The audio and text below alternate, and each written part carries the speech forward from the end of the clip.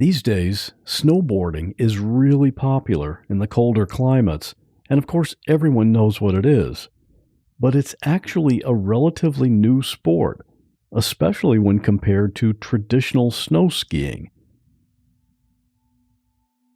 The very first snow skis are dated all the way back to around 8000 BCE and were found in northern China. They were basically long pieces of wood, like 6 feet, which is about 2 meters, and were covered with horsehair. Snowboards, on the other hand, have come about much more recently. Jake Burton is known as the father of snowboarding, and he recalls back when he discovered there was this new, unconventional way to move on snow. I was 13 or 14 when I got my first snurfer, which was simply like a skateboard for snow, and it was nothing more than a piece of wood that was curved on the end. It had a rope on the front that's how you would sort of maintain your balance and not lose it. I bought a snurfer, and I just fell in love with this sensation of surfing in snow. The first ski resort to even allow snowboarders to share the mountain with skiers was in Vermont, and that was just in 1983. Snowboarding has continued to grow in popularity, and it just became an Olympic sport in 1998. My guest today is Evan, and he loves to snowboard. He and his wife Kaylin lived in Northern California. They're young and athletic, and they would go several times a year. It was pretty much their favorite way to spend a weekend outdoors. But there was one Friday morning on the mountain that Evan remembers in detail because he almost didn't come home. Real people in unreal situations. There is a man standing in front of me in my bedroom. My friend has been shot. I'm literally inside the river, and I'm inside my car. He had told me multiple times that he was going to set himself on fire. If you say my name or try to look at me, I'm going to kill you. And he was just sobbing. He said, Mom, tell me you're going to be okay. And I jumped on the hood of the car, and I held on. And I looked into the garage, and he was hanging from the rafters. I had somebody standing on my neck. He's better to me dead. I want him dead. I'm Scott Johnson, and this is What Was That Like?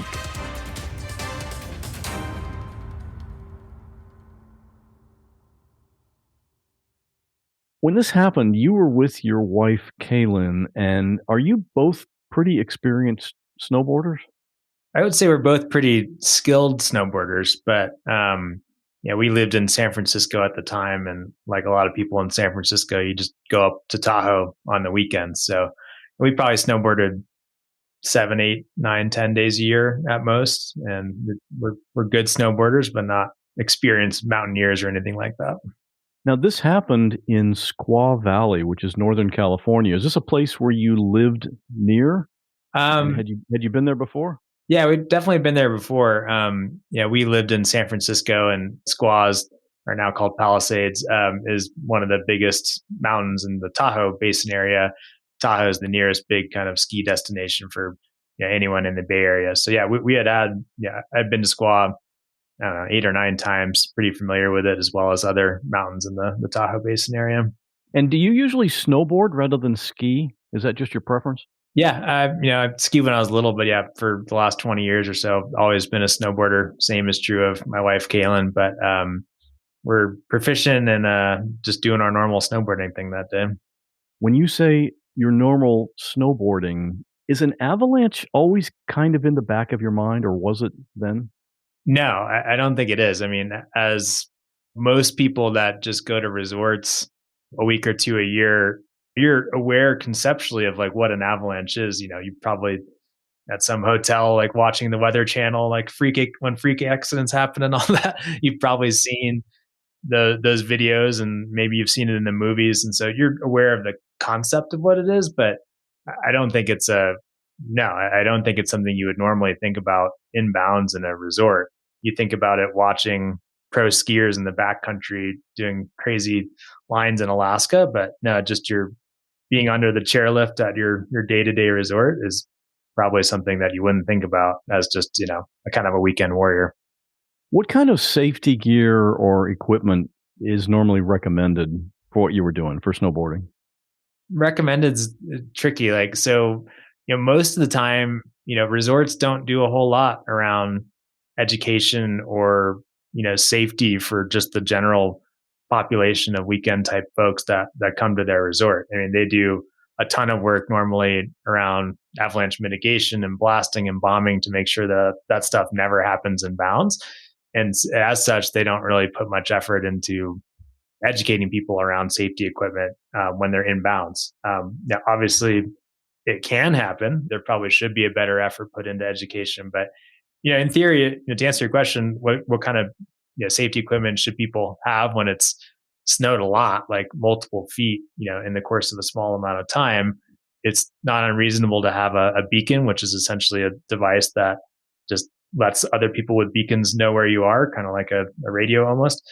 And then a probe, which is a big long stick, essentially, so that if someone is under the snow, you can essentially poke them and find them. And then a shovel for when you do find them, you can actually uncover them and get the snow off of them and get them out of there. Well, what activates the beacon? Is it going off all the time, or how? I mean, yeah. So the way beacons work, they're completely useless unless other people have them. So it's a communication device, and the way it works is you ride with it always on, so it's always transmitting. And then if an avalanche does happen, the people that and you get buried, for instance, the people that are above ground turn their beacons from transmit to search or receive. And then the only person that didn't is the person that's underground or under the snow. And then everyone has that person's signal and can kind of be guided to them like radar, essentially. You mentioned the pole that people can stick into the snow. I'm always picturing that poking somebody in the eye with that. That would be fine. When the alternative is not living, you would take an eye poke. I've thought about that as well, but yeah, you're pretty happy if you strike any part of the person. Same thing is true with a shovel. You're always like, you're a little bit hesitant to jam a shovel in someone's face. But again, the alternative is much worse. So that is a right, totally acceptable cost. Especially when time is such a critical factor. Yeah. Yeah. Wasn't there a separate avalanche the day before yours? Yeah, not at Squaw, but in the kind of broader region. Yeah, it had snowed 6 feet over 2 days, which is a ton. That's a lot of snow. Someone had gotten lost the day before in a storm and perished. So there were a few events that were tragic that were kind of as a result of this big, huge storm. And then, our day was, a Friday, but it had started snowing on Wednesday, and that person had passed in the storm on a Thursday. So there was some other stuff going around the time. So this kind of thing was in the news, sort of, at that time. Yeah, I mean, it's always a balance. Like the resorts, you want snow. People love to ski and powder, right? Because it's fun. And anytime they get snow, all their Instagrams and social accounts are saying, "Hey, we have 2 feet, 3 feet." That's when these incidents do happen. So it's a delicate balance. Snow is good for everyone. It's fun and it's good for the resort's business, but it has dangers associated with it as well. Take us through what happened that day. What time did you get started? Yeah, it's interesting. So we got there 8:30 and mountain opens at 9 or something like that. However, on this particular day, it was what's called a delayed opening. So Squaw was doing a bunch of avalanche mitigation control, meaning they were setting off bombs in areas that are likely to slide an avalanche so that it doesn't. So they do that when the mountain's closed. They go and bomb everything so that when they do open the mountain, in theory, everyone's safe and ready to go. So they didn't open the mountain until 11:30, which meant they were bombing they start earlier. They start before the mountain opens. So they were probably bombing for 3 or 4 hours because, again, it had snowed 3 or 4 feet in that last day. So everyone knew, well, not everyone, the mountain at least knew that the avalanche risk was very high, which is why they did a pretty serious amount of mitigation in the morning. And then, at 11 or 11:30, that's when they decided that the mountain had been sufficiently kind of cleared out and it was safe for everyone to go up there. And so they started spinning the chairs at 11:30 and at that point, everyone's been kind of sitting there, super excited for 2 hours in a lodge, ready to get out there and shred some powder. And so there were a lot of people waiting there. Yeah, definitely. So on days like that, especially when it's delayed opening, there's a lot of anticipation, big lines because no one can go anywhere. So they all kind of queue up, at the bottom of the mountain, getting ready to kind of take on the mountain. So yeah, when they open the lift, there's a huge line. Probably took us 30 minutes to get through that initial line and even onto the first chair. This was our first run. So we wait half an hour in the lift line. And it's crazy. So, it's an advanced lift. It serves only black diamonds, but it's also one of the most popular lifts. So, the chair in front of us was a 9-year-old girl. So it was kind of scary just to see had that been her, might have been a totally worse, different outcome. So, the chair takes 12 minutes or so to get to the top. We kind of strapped on our boards and, we could tell it was deep. Like there's a ton of snow, which we were excited about. Again, like coming from the city, as a weekend warrior, it's rare that you get powder days. And so you're pretty excited when you do. But yeah, we strapped on our boards, started snowboarding. It was deep. It was like at least thigh high, like at points, waist high powder, which is pretty insane and fun. So describe that when you said waist high, are you snowboarding on top of that, or are you kind of cutting a path through the snow? A little bit of both. Like when you're moving quickly, like think about how a boat goes on water, like you'll plane up on top of it.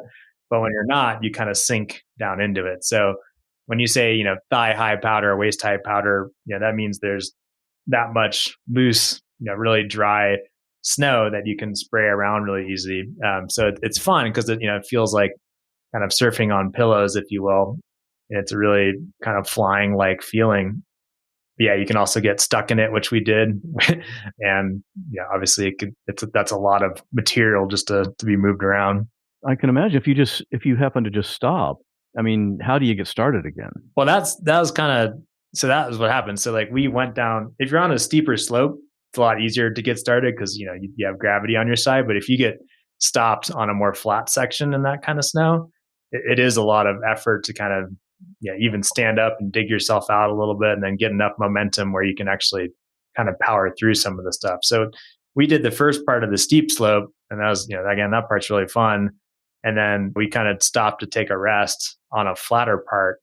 And at that point, like once you make that stop on the flatter part, you can't get out of that situation really quickly, right? It takes a while to kind of manually get some momentum back and get out of those flat spots. So that was actually where the avalanche occurred. It was actually from above us. We were in the flat spot and kind of stuck there, and someone triggered the avalanche from above us on the steep part, and then it swept down into us and kind of took us in that flat part. It's extremely fast. So we were just stuck and kind of playing around like, whoa, this is so much snow. Like, this is crazy. And then I heard someone yell. I just kind of heard a crack and looked back and saw 10-foot wall of snow coming. But that was only half a second. From the time I heard that person yell, I barely had time to get my head around and see it before it hit me. It moves in that wall of snow moves really fast. Yeah, it was less than a second from when I heard it to when it actually hit me. What's it like to be hit by a 10-foot wall of snow? It's wild. Force wise, it probably feels like getting hit by like an NFL linebacker, although there's no like single point. It's, the whole wall is overtaking you. So there's a good amount of force, but then after the initial contact, it feels almost more analogous to like a river or like being held underwater by a wave. If anyone's ever experienced that, where it's moving, like you're moving, it's moving. It's got a fluid dynamic to it. So one of the challenges and the tough parts was after this thing hit me, it started taking my head kind of down. And so I'm swimming, kind of dog paddling to try to stay upright and above the snow. And it's trying to somersault you in all different directions. So it's a wild experience. There's not a whole lot I can compare it to. It does feel like more like water, like white water in a river, or really big waves in the ocean almost. My snowboard stayed attached. which is another kind of big object that the river, the kind of snow river, would move around and kind of capture. So that was tough you're trying to use your arms to stay above, and then you have this kind of anchor almost, or sail that's catching a ton of snow underneath that's kind of pulling you downwards. That made it tough. Yeah, it seems like it would limit your mobility. Yeah, definitely. It's an anchor essentially when this is happening. Was Kaylin next to you? Or how far away was she when you were hit? Yeah, she was maybe 20 feet away from me, like down the hill and off to the side a little bit. So I caught the majority of it. She caught it too, but I caught it all 10 feet of it. And so it was way above my head. And by the time it was done, I was fully buried, like 6 feet under, completely under the snow. Caitlin came to a rest basically with snow up to her chest. And so her head was above the snow and in the air, which was good. Yeah, so she was pretty close, but definitely caught a slightly different piece of the avalanche. This podcast is sponsored by BetterHelp. We cover a lot of unusual stories on this podcast. Usually it's someone being overwhelmed by some big thing, like an avalanche. But you know what can also be overwhelming, mentally or emotionally? Life in general. Things can sneak up on you, and a lot of people end up getting burned out without even realizing it's happening. And it's not just work that causes it. Sometimes the stress of dealing with a particular relationship or not knowing how a certain situation is going to turn out, I deal with those things just like you do. Sometimes you can just feel helpless. Well, BetterHelp Online Therapy wants to remind you to prioritize yourself. Talking with someone, a professional, can help you figure out how to deal with that stress. BetterHelp is customized online therapy that you can do by video, phone, or live chat sessions. And it can be done with or without a webcam. It's whatever you prefer. You might be surprised to find out that it's much more affordable than in-person therapy. And you can be matched up with your therapist in under 48 hours. And what you want are actual results. BetterHelp user XA had this to say about her therapist, Shauna Jones. Shauna is amazing. She's helping me with my issues as well as pushing me to try to see things differently and to push my knowledge and how I view things. I can't say enough good things about Shauna. And because you're a What Was That Like listener, you get 10% off your first month at betterhelp.com/whatwas. Get started today and get rid of the stress in your life. That's betterhelp.com/whatwas and get your first month at 10% off. And thanks to BetterHelp for sponsoring this podcast. I wanted to hear from Kaylin what it felt like to get hit by all that snow. I didn't hear anything. I didn't see anything. I was very much, in my own world, having a good time. I felt snow first hit my back pretty high. I want to say my shoulders. And I thought Evan was being playful, as he passed me, spraying up some snow. But then the snow underneath my snowboard went out, and I knew immediately that this was some sort of a slide that I was in. Being swept up in an avalanche feels exactly the way you can imagine that it feels.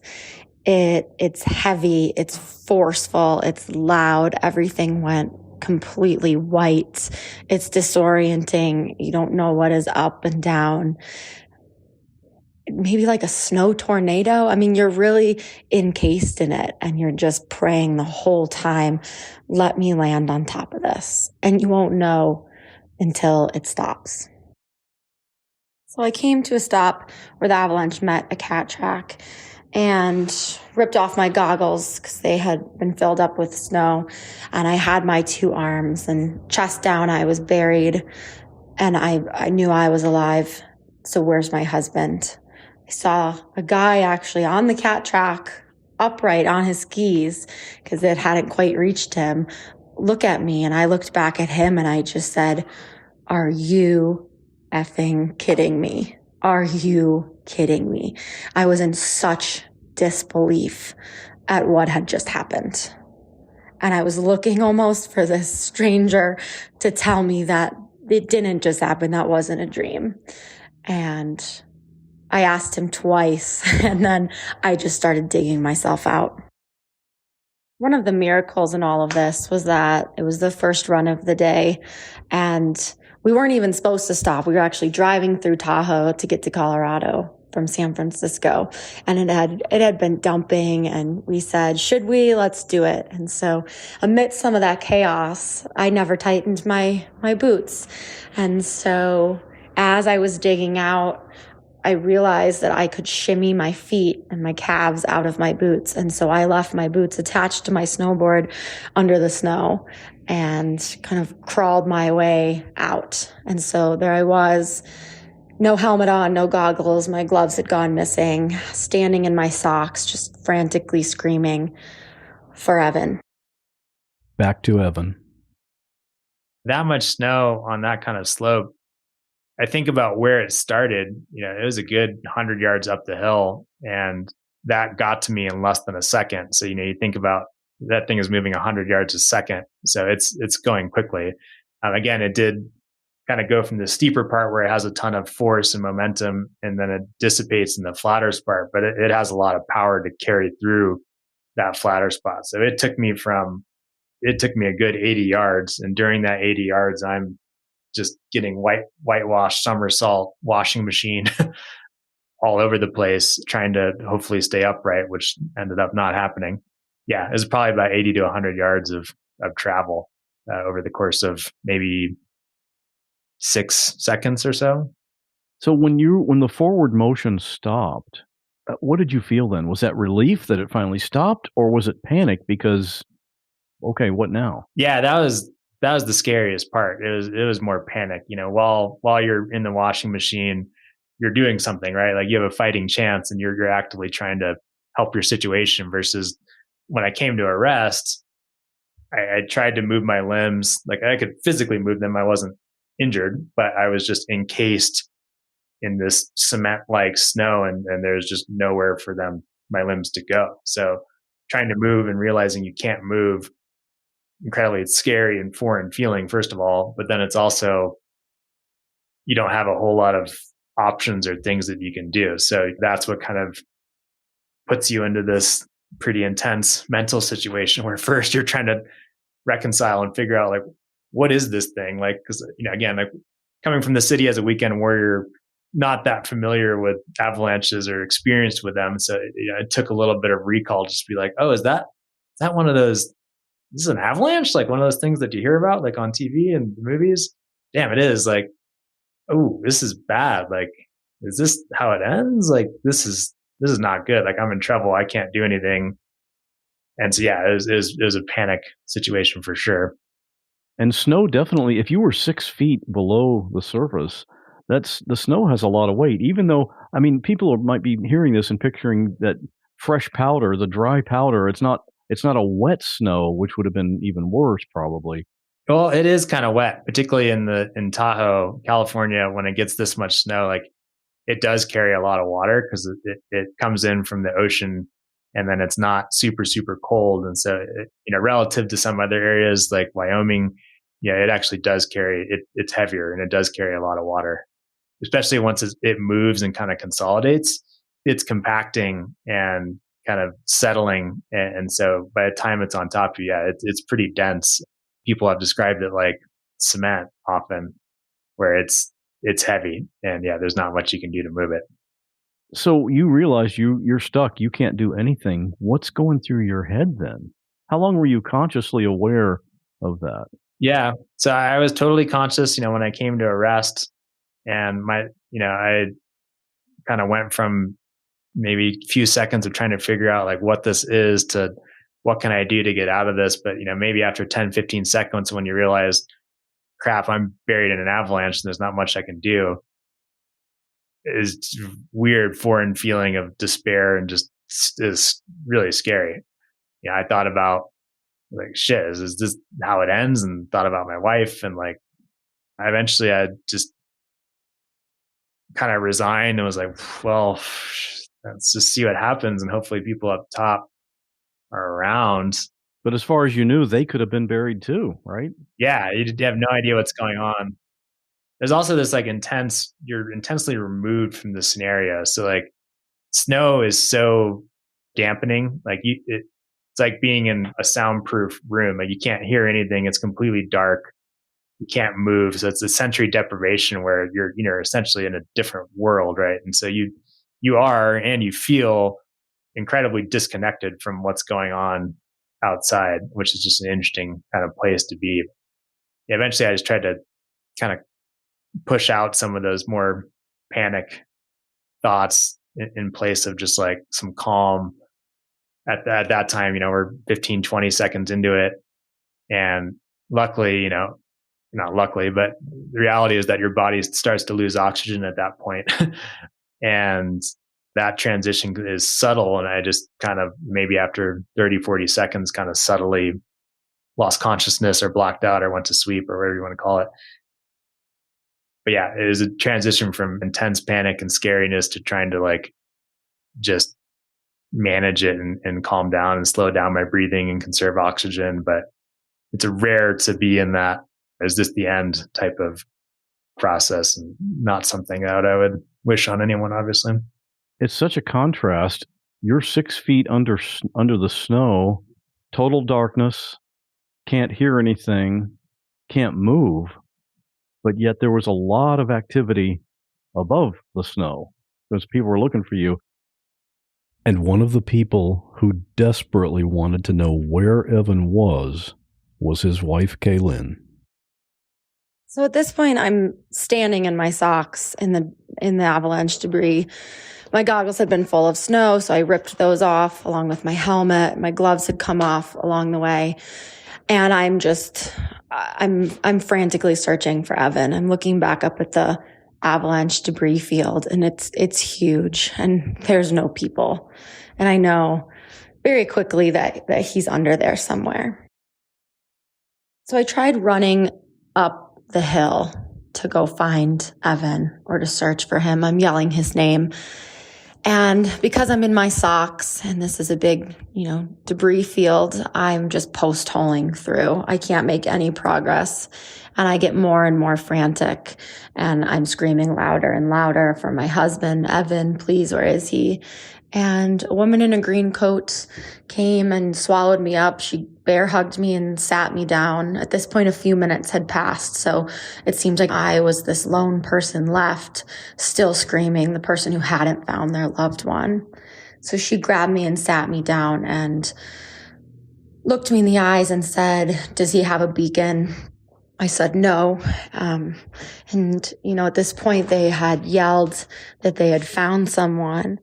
And so I knew if that was him, hopefully he was okay. If that wasn't him, he wasn't going to be okay. And so this woman sat with me and helped pass the time and asked me some questions. And we sat there for a few minutes and waited until they yelled down that they had found someone. He had tan snow pants and a gray jacket. And I knew that was Evan. And I remember yelling up, is he alive?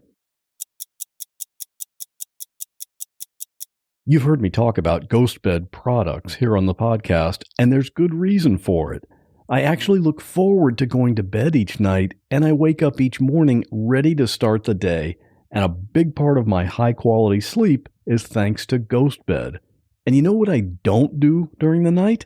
I no longer wake up in a sweat and kick off the blanket because I feel hot. That's because ghost bed mattresses, pillows, and sheets are all designed with built-in cooling features. How clever is that? And I never wake up with a sore neck anymore because my ghost bed pillow supports my head with its aerated gel memory foam, no matter what position I happen to be sleeping in. All of the ghost bed products are made right here in the U.S. The company's actually located right here in Florida.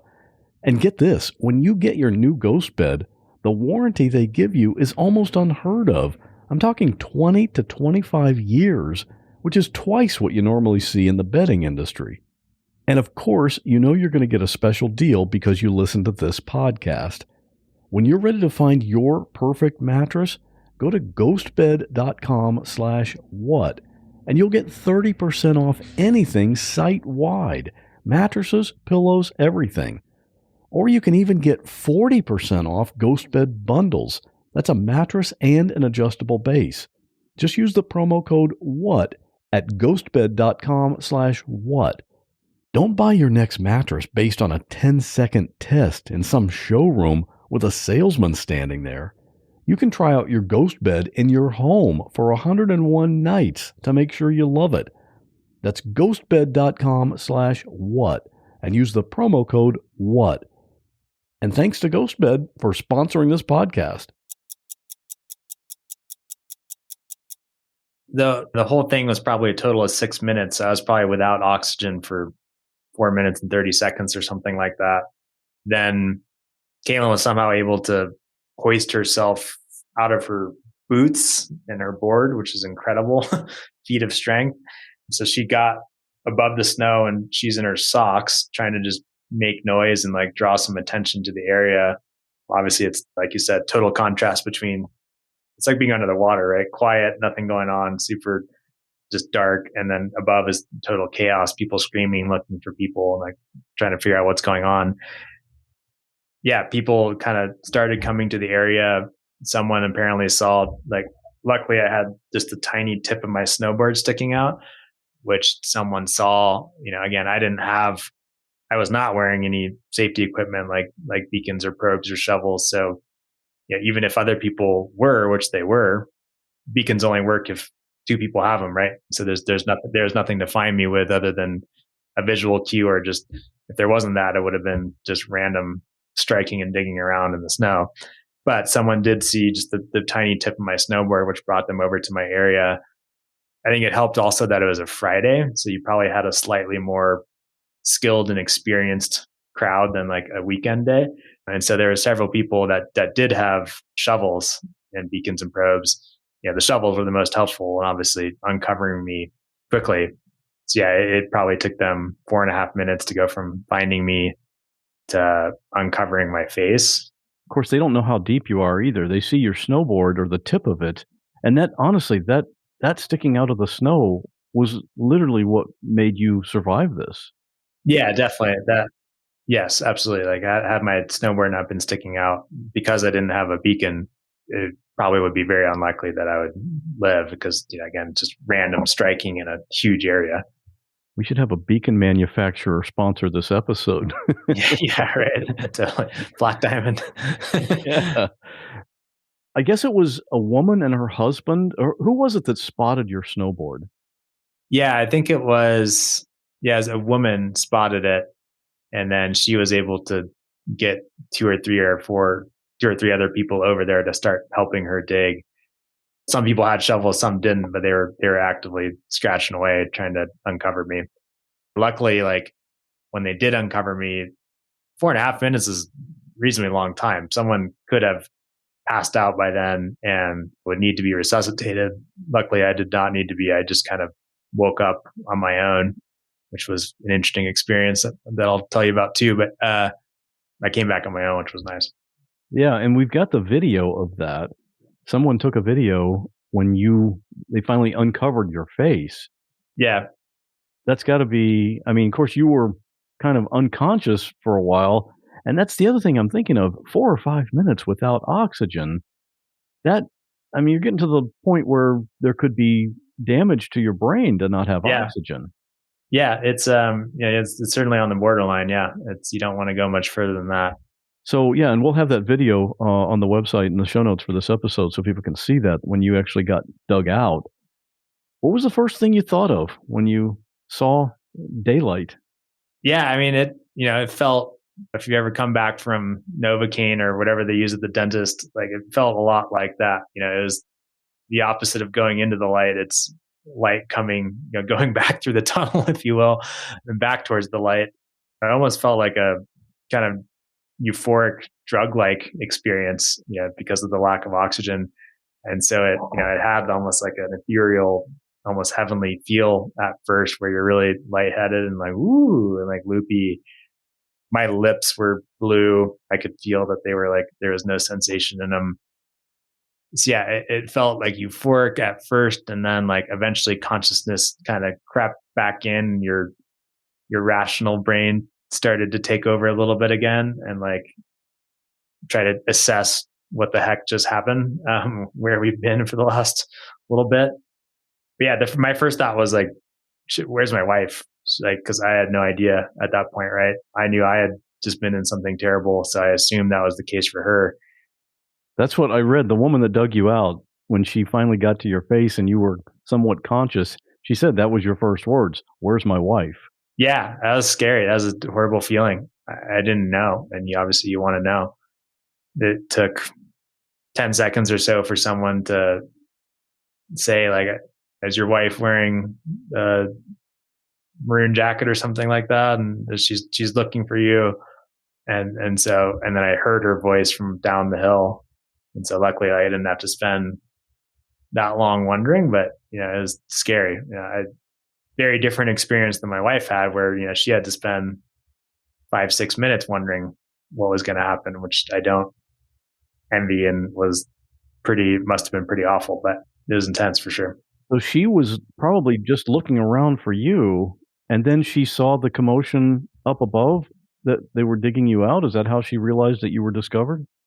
Yeah, I mean, she was 20 feet before me when the avalanche hit, and then she was now 80 feet to 100 feet down the mountain from where I came to rest afterwards. So she wasn't, in a great spot to search. She's also in her socks, in really deep snow. So she can't move for all intents and purposes. And there was a lady that came down, I think named Heather, to try to comfort her and just keep her calm and keep her in place until they figured out what was going on with me. Like they knew obviously that they were digging out a body at that point. No one knew whether that body was alive. So they wanted to kind of keep her there until they confirmed that I was actually me and alive and all that. How long before it really sunk in that you could have died that day? That's a tough question. I mean, it immediately sunk in as soon as 5-6 seconds after I came to rest, after when I was encased in snow. That was the first time I thought of it. I was like, crap, is this it? Like this is could be how I could go. It was like in an avalanche, which is random because I don't ski that much.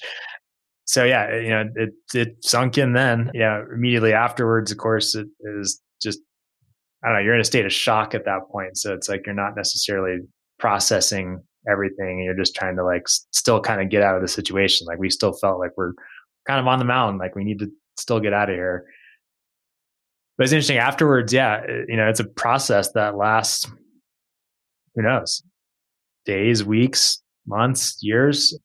And even the night of, it was like there's definitely conflicting weird emotions where we're like, oh my god, we're alive, like let's get a steak and some champagne and stuff, and then you're like, wait a second, like what, we actually just almost died, like it's crazy. So I don't know, there's no playbook on how to react appropriately to that stuff. I think you expect like some sort of, I don't know, life-changing kind of viewpoint to just dawn upon you, but it's a subtle thing that evolves over time, and you learn to kind of grapple with it in different ways. In a lot of ways it's positive, like you're incredibly thankful and grateful for what you have, and there's kind of a little bit of a new lease on life element to it, but at the same time it's also trauma, right, that you have to deal with, that manifests itself in other ways. For example, I've developed like some claustrophobia, particularly on planes for some reason that I did not have before this incident.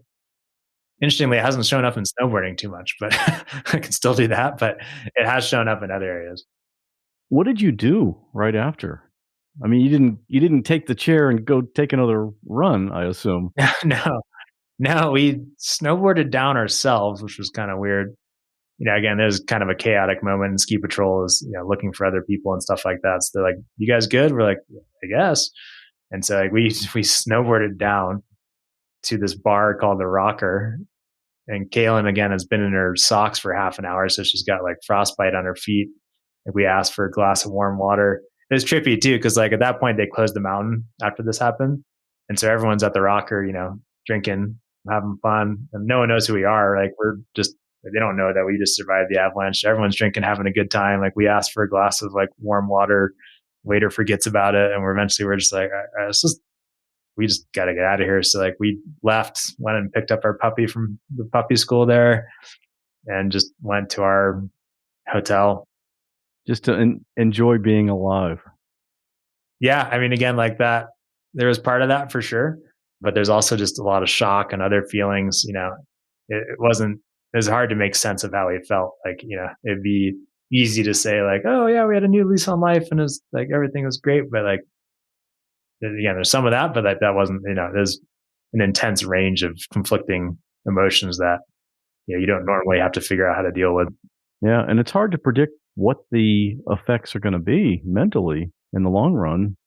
So in all, for that avalanche, 5 people were buried and rescued, and only one had serious injuries. And you weren't injured at all, right? No, I was not. One guy broke his leg, I believe. I was the only full burial, but yeah, like physically, other than maybe slight oxygen deprivation. I don't think I'm dumber today, but could be, who knows? Other than that, yeah, no physical injuries, which is kind of crazy and impressive because usually an avalanche that magnitude with an 8-foot crown, as they call it, which is the size of the release, like that's a lot of power and can cause injuries. But I was very lucky. How long before you went snowboarding again? I think 3 or 4 days actually. So that was the first day of like a 16-day kind of trip through the West. We were starting in Tahoe and then going out to Aspen in Colorado and then going to Jackson Hole, Wyoming as our last stop, which is where we live now. Yeah, 3 days later, we did a very sunny, like chill day in Aspen in Colorado, just doing groomers, which felt fine and totally safe. Yeah, we were back on the hill pretty quickly. Kaylin's takeaway from this experience? Have fun, but be safe. Ski patrol at every mountain works incredibly hard in tough situations with a lot of bravery most days to clear the snow and to bomb it and to make sure that it's safe for us skiers to recreationally get out there without a lot of worry. The reality is that it's still a mountain and it's still Mother Nature, and ultimately you are at her mercy. We learned that the hard way. We got another chance. And so our hope is that people can learn from our story and realize that it could be you, just a weekend skier out there to have fun. Trust Ski Patrol. By all means, they're doing a great job.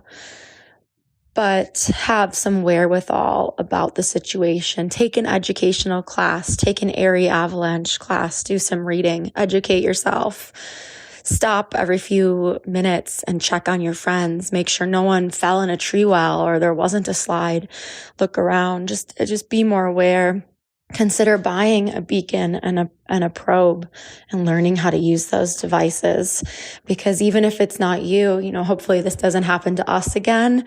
But if we're ever in this situation where we can be one of those first responders, we will have our shovel ready. We will have our probe and our beacon ready to help save someone else's life. It's really hard to talk about those 5-6 minutes without Evan, without knowing if I would see him again. We were newlyweds. This was the first ski day of a 3-week ski trip for us. We were on cloud 9 and he just turned on us so quickly. I'm so thankful to the woman who was able to calm me down and have the exact appropriate response, was to get the frantic screaming wife to just sit down and calm down so that the first responders could do their work. I'm so thankful to the bystanders, the other skiers, such as Joe Brialt, who were able to find Evan and who were brave enough to ski across this avalanche debris and to ultimately save his life. Since the avalanche, we haven't at all shied away from the snow, and we actually moved to Jackson Hole, Wyoming since. And we now backcountry ski, and we ski at the resort 25 plus days a year. We have a 1.5-year-old that we can't wait to get on a snowboard next year. This is very much a part of our life. And we're appreciative and grateful and indebted to the ski community and to everyone. We got a second chance. We hope to continue to ski and help educate people on inbound avalanches. I think now we're very much aware of like when it does snow a lot, even in bounds, even in a resort, like you need to be thinking about that and be just aware of where you are and be prepared that that's a real risk that you're undertaking, going out in that sort of environment. And we ended up taking what's called an Avi 1 or Avalanche 1 course in Jackson here, where we ended up moving, which was cool. Like we got to learn all about snow science and how these avalanches happen and what are the risk factors and how to identify that. So equipment's one part of it. And then, we did buy beacons and probes and shovels. And then we also bought these kind of avalanche airbag vests that you can pull and it inflates a big balloon when you get pulled in an avalanche. But probably more important is the education, like being able to understand like where avalanches happen so you can stay out of those risky areas or stay out from underneath them as well. So that was a really good experience for us it just helped us have feel like we have a lot more control over the risk that we're taking. Again, back when this happened in Squaw, we didn't know any better, right? We were just weekend warriors from the city. When you're in bounds, you don't think about this stuff. And so we had no idea that the risk that we were taking, which was actually fairly significant. But now we have a much better understanding of that and we make those calculations accordingly. I can imagine when you were taking that avalanche safety course, you must have been like the celebrity in that class.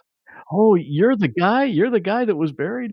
Yeah, it was some helpful first party knowledge. And we did use that example of the avalanche a lot in class just to have someone talk about it. And we kind of analyzed that day and what we'd look for this time around. And it was interesting for sure. Have you met up with any of the people that helped rescue you that day? We did, yeah. So there's a couple, Margin and Joe Brialt. He was one of the ones that came down to help start digging me out. And so we connected with him. We spoke on the phone maybe a couple weeks after it happened. And then we actually got to meet Joe and Margin and their whole family out in Jackson Hole maybe 2 years after it happened, which was fun. Particularly it was great to just thank them. I mean, I wouldn't be here today if it wasn't for him and a few others like him that were involved in that rescue. And just interesting to hear their experience, but great to just show gratitude to them, which was fun. And she's the one that spotted your snowboard. Is that right? I think she was actually up on the hill filming as a different lady that spotted the snowboard, or maybe it might have been Joe. I'm not entirely sure, but they were involved at least in some capacity in getting us out of there, which was huge. As long as somebody saw it, that's the important thing. Yeah, exactly. Yeah. Craziest part was just definitely that first initial instance where we came to rest after the kind of initial wave, which is just a wild range of emotions and just a journey from just no idea, confusion to panic to resignation to trying to do the best to stay alive. That part was just really interesting and scary. There's a reason why snowboarding falls into the category of extreme sports, and why it's probably not going to be on my bucket list. If you want to see the video that was shot as Evan was actually being dug out of the snow, I have that in the show notes at whatwasthatlike.com/109. And I want to thank my booker, Fernanda, for helping make this episode possible by getting in touch with Evan to set up our conversation. All right, now here's a little something I want to tell you, just between you and me. You're listening to me at the moment, but I know you listen to other podcasts. I know I sure do. Sometimes I can hardly keep up with the new episodes that are coming out for all the shows I subscribe to, and that's a good thing. We're all lucky to have such a big supply of content to listen to. Well, I want to let you in on a little secret. For all those podcasts you listen to, the hosts of those shows would really love to hear from you. You might think that podcast hosts get buried in tons of email and voicemails, but you'd probably be surprised. This is something that podcast hosts know, but now I'm letting you in on it. Because if you listen to an episode and it really sticks with you because it was so good, or it really made you think, or maybe because it made you cry, you can really make that host's day by letting them know. And I'm saying that because it recently happened to me. A lot of the time when someone discovers this podcast for the first time, they'll listen to the current episode, and then new listeners will often go and download all the past episodes. I see that all the time. Well, one of the past episodes is called Travis Lost His Son. Travis, of course, was the guest, and his 16-year-old son Brandon had just recently lost his life to an asthma attack. Here's a brief clip, and this exchange is only about 5 minutes after the episode starts. Can you tell us about, I want my listening audience to know a little bit about Brandon. Who was he as a person? Can you kind of just describe him?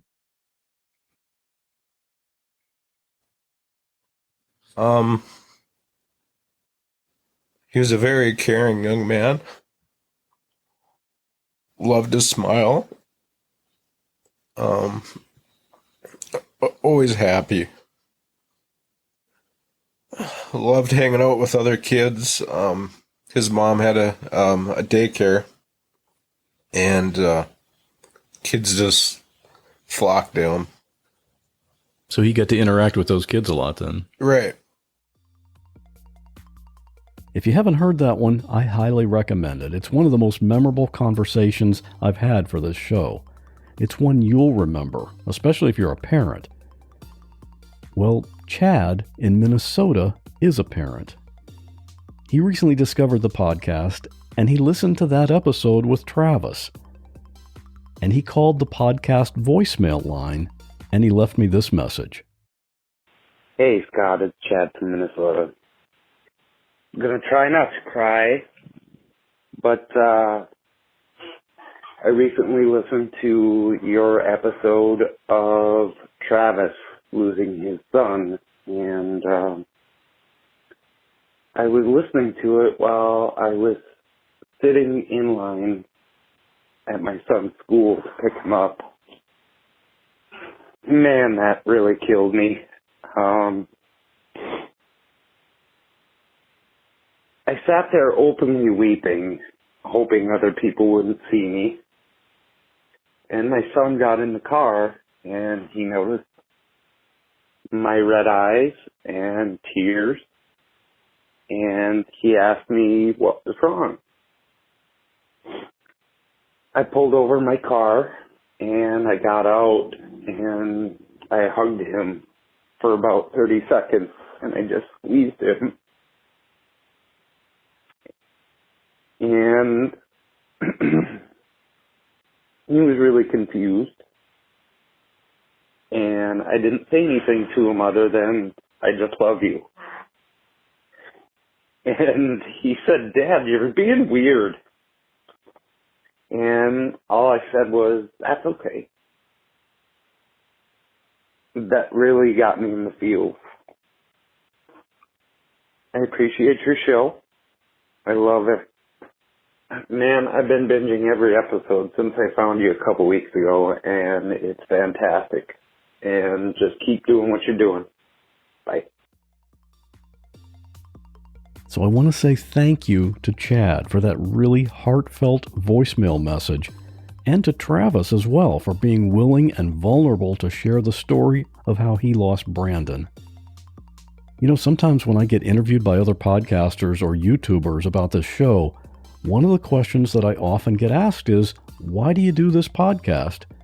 And my biggest reason is that voicemail you just heard. I've never met Chad in person. Maybe we will meet someday, who knows? But we have a connection because of this story that was so raw and real, and it just touched a nerve with him and with me. And I know it had that effect on a lot of other people as well. And not just this episode, but lots of other ones too. So when I hear from someone that my show has had that kind of effect, yeah, that's why I do this podcast. If you ever have a comment about an episode, you're always welcome to call the podcast voicemail line. It's available 24/7 and it's always voicemail. The number is 727-386-9468. Okay, that was just between you and me. And before we get to the listener story, I wanted to let you know that the newest raw audio episode just went live. This is episode 24. These are real 911 calls and the story that goes with them. You can binge all 24 episodes, and you can get all the new regular podcast episodes ad-free by being a patron of the show for just $5 a month. You can sign up at whatwasthatlike.com/support. In this new raw audio episode, an armed man with a long criminal record breaks into a family's home and instructs the homeowner to call 911. Where is William at right now? He's standing next to me in my hallway. Okay, are we still on speakerphone? We still are. He's right here. Okay. William! Yes, ma'am. Police confront an older woman with dementia who's holding 2 knives. Drop the fucking knife! Drop the knife! Do it now! Put him on the ground! Put him on the ground! Put it down now! And a visitor at a Florida theme park falls off a ride. All right, I have help on the way. I've received a couple of calls. Is the patient awake? We don't know. He's face down. He has blood on his feet. We don't know. Someone said he was breathing, but I'm not sure. Correct. All right, I have help on the way. Are you with him now? Thank you. Yeah, we're all here. So you can get all of those stories and all the other benefits at whatwasthatlike.com/support. And now, here we are at this week's listener story. If you're new to the show, we end every episode with a short story, like 3 to 5 minutes long, from a listener. If you have a story like that, you can call the podcast voicemail line at 727-386-9468 anytime, 24/7, or just contact me through the website, whatwasthatlike.com. This week's listener story involves another extreme sport, rock climbing. Yeah, I'm not planning to do that anytime soon either. Stay safe, and I'll see you in 2 weeks. Last year I went out climbing with a friend, just her and I. I always gone climbing with her and another friend, never just the two of us. And she's a bit spacey. She warned me that she wanted to do a climb that had this hard part that I will potentially have to ascend my rope to get through, especially if I fall away from the wall and I'm dangling in midair, unable to reach the wall again. Well, that happened. And I never ascended my own rope before, but I found myself with some gear on my harness 200 feet off the ground, and I tried to figure it out. This was right after, in the middle of COVID, quarantine, so I was about 20 pounds heavier than I usually am, hence why I fell off the climb. It was August, so I was in direct sunlight, well above the tree line, baking in the sun, and I had no idea how to ascend my rope. And I didn't have my phone on me because I didn't have pockets. Naturally. But I did have my watch on, so I paid attention to the passage of time and how long I was in my harness. I couldn't hear my belayer, and she couldn't hear me. We were screaming each other's names the entire time, but we couldn't hear each other because there was a sound barrier. So I was dangling for a long time before that was addressed, but until then, I was trying to set up a self-rescue system, and I was like most of the way there, but I didn't have a way to capture my progress. So when I, take slack out of the climbing rope, I would just stand up and there was slack. I wasn't actually making the rope tight where my new position on the climb was. So I didn't know what I was doing. I was really just flying by the seat of my pants and making up a way to self-rescue myself out of this. A climber came up the route next to me. I was able to get his attention, and he was trying to help me set up my rescue system. But at this point, I've been dangling for over an hour in direct sunlight. My hip flexors were definitely starting to get damaged at this point. And there's something called harness trauma that can kill you after 20 minutes of dangling in a harness. But I had made it this far, an hour and a half, still trying to rescue myself.